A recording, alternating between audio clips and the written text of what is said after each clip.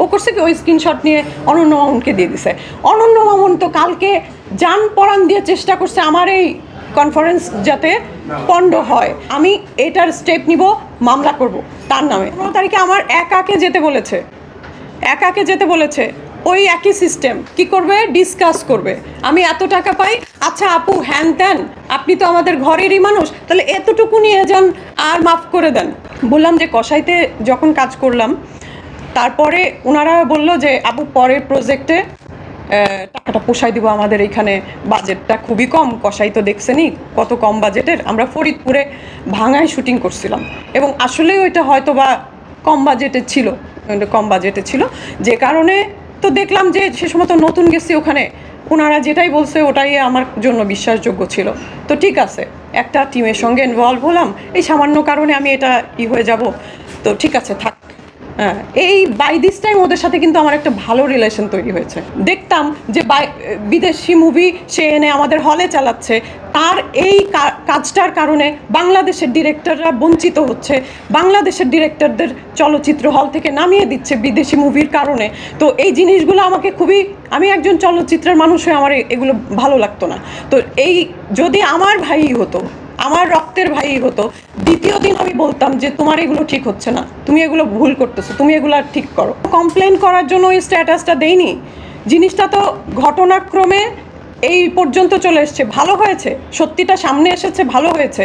আমি একাই এগোচ্ছি, আমি আমার কলিগদের কথাও বলবো, তারা আমাকে ইন্সপায়ার করে আমাকে সাথে নিয়ে তারপরে যে তারা কিভাবে পিছপা হয়েছে।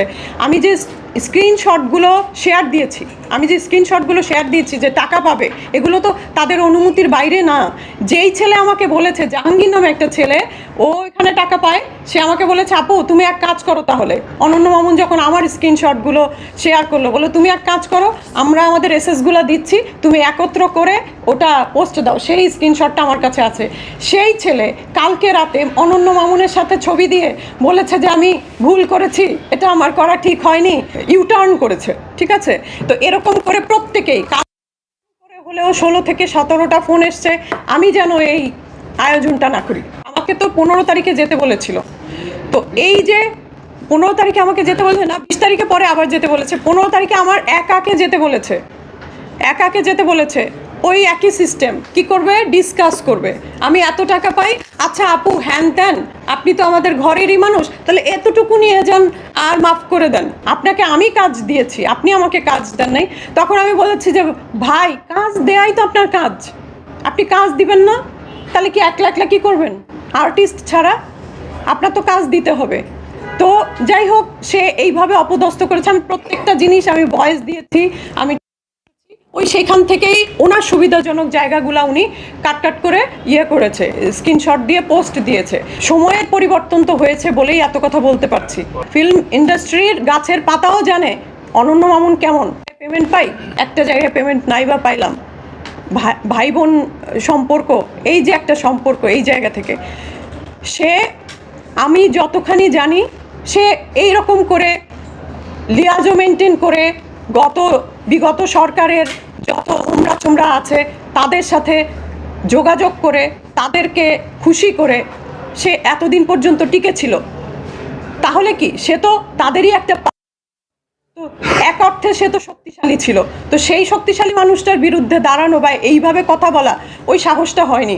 সত্যি কথা বলতে, যেই পরিস্থিতিতে এখন আমরা এসেছি, ছাত্ররা বলতে গেলে এটা পূর্ণ এনে দিছে। হ্যাঁ, এখন আসলে এইটাকে সবাই মিলে ঠিকঠাক করে নিতে হবে। সেই ঠিকঠাক করার প্রথম স্টেপটা মনে করেন যে আমিই নিলাম, যে এখানে একজন ডিরেক্টর দিনের পর দিন আর্টিস্টকে টাকা দেবে না এবং তার মানহানি করবে। অবশ্যই আমি মানহানির ব্যবস্থা নিব। তার সাথে যেহেতু কাজ করেছি, ডিরেক্টর বলে একদিন হলেও জেনেছি, ভাইয়ের সম্পর্ক এখন আর এসব মানি না। ডিরেক্টর বলে যখন তাকে জেনেছি, এতটুকু আমি কনসিডার করব। সে যদি আমাকে সরি বলে, তাহলে আদারওয়াইজ আমি এটার স্টেপ নিব, মামলা করব তার নামে। বলতেছি কিন্তু, হ্যাঁ এক্স্যাক্টলি এইটাকে আমি বলতে পারি না সহজভাবে বোঝানোর জন্য, ওদেরকে ইন্সপায়ার করার জন্য যে তোমরা একটু আমার সাথে থাকো, আমি আর একটু শক্তিশালী হই, এতটুকু বলার জন্য কি আমি এটা বলতে পারি না? এইটাই বলেছি। ওই যে যে যে কালকে মামুন ভাইয়ের সাথে ছবি দিয়ে যে করছে ও করছে কি ওই স্ক্রিনশট নিয়ে অনন্য মামুনকে দিয়ে দিছে। অনন্য মামুন তো কালকে জান পরাণ দিয়ে চেষ্টা করছে আমার এই কনফারেন্স যাতে পণ্ড হয়। সে ওইটা সব জার্নালিস্টকে দিয়ে অনেক জার্নালিস্ট আমাকে ফোন দিয়ে বকা দিচ্ছে কালকে। এই যে আজকের এই প্রেস মিটিংয়ের কারণে আপনার যে দরদ মুভিটা, এই মুভিটার উপরে কোনো এফেক্ট করবে কিনা? ওইটা আমি এই 2 দিন আমাদের যারা ইন্টারভিউ নিতে আমার বাসায় গেছে তাদেরকেও বলেছি, আসলে এটা মেগা স্টারের মুভি, এটা কিছুতেই কোনো হচ্ছে এফেক্ট পড়বে না। বরং আরও সবাই ওখানে লিখছে, ভাবছে যে এটা মনে হয় আমাদের প্রচারণার একটা ধরন। হ্যাঁ, অনেকে ভাবছে যে এটা প্রচারণার ধরন, আসলে এটা তো প্রচারণার ধরন না, এটা একটা অন্যায়ের প্রতিবাদ। এটা কিন্তু আমি বলেছি, কারণ হচ্ছে একা একা আমি ওইখানে যে টাকা আনবো না, সেইটা পরবর্তীতেও যদি তারা আমাকে অফার করে, এমন কোনো হিসাব সবাই জেনে গেছে, সারা বাংলাদেশ জানে এখন আমার হিসাবটা। এইটার জন্য আমার ওইখানে যে টাকা আনার কিছু নাই, তাদের যদি দিতেই হয় বিকাশে দিয়ে দিবে অথবা আমার অ্যাকাউন্ট নাম্বারে জমা দিয়ে দিবে।